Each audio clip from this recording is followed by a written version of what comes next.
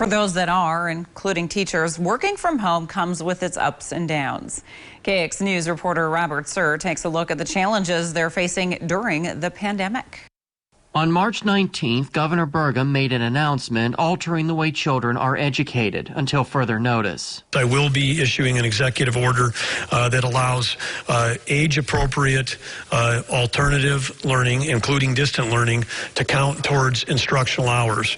Meaning children would no longer be filling classrooms and instead learning the way most of us are working, from home, remotely. And for some teachers, that news was devastating. My heart dropped. I mean, I felt my heart went out to my students knowing that last day I saw them, I didn't know when I'm going to see them again. And as an educator, that broke my heart. But she and every other teacher across the state adapted and have now been teaching their students online. But Carson, who educates 7- and 8-year-old second graders, tells me nothing can replicate the in-classroom experience. We're having to do some of that thinking for them to help them, where now they would have been doing that thinking. So we're really trying to find that balance of, what can we still do to help them, but make sure that they're doing that learning. So it's a confusing time. And it's a two-way street. You would think kids would love not reporting to school, but that's not the case. I didn't like having to stay home because before that I had surgery and I wanted just to go to school and learn.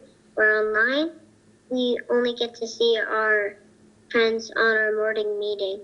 She adds sometimes it's harder to concentrate and easier to get distracted at home. Another thing younger students aren't able to enjoy is social interaction. Now, on a typical afternoon here at Miller Elementary, the play area would be full of young students laughing, playing, and interacting with each other. But that too has been temporarily taken away from them thanks to the COVID-19 pandemic.